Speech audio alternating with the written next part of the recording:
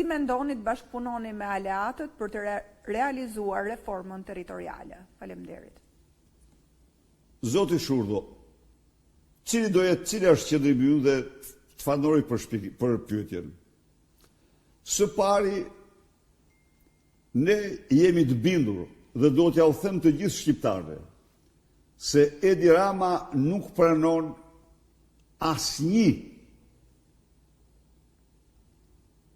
ndryshim tjetër përveç atyre që propozon vetë, e cila reformë synon depopullimin e mëtejshëm të Shqipërisë.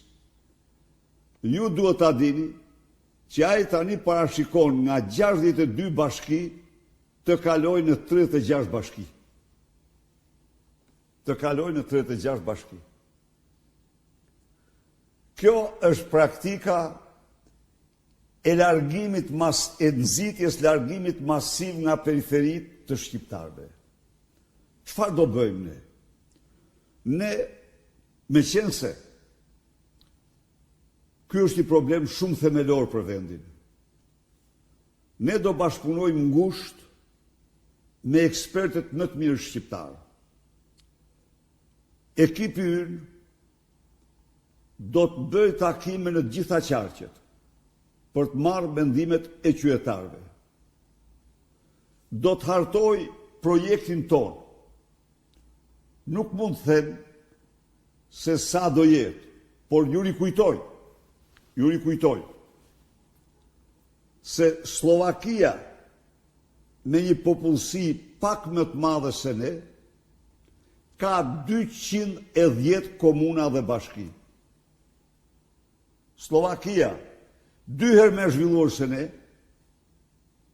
ka 210 komuna dhe bashki, e cila ka një mal gjithsej Tatrën,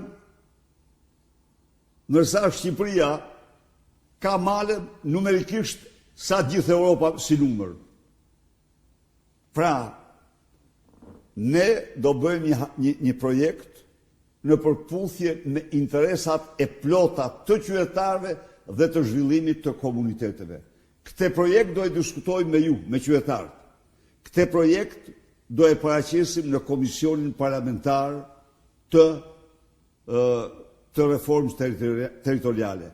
Këtë projekt do ta diskutojmë, do marrim vërejtje, sugjerimet, mendimet e Kongresit të autoriteteve lokale dhe rajonale të Këshillit të Europës, që është institucioni numër 1 me ekspertizën më të madhe për reformën territoriale.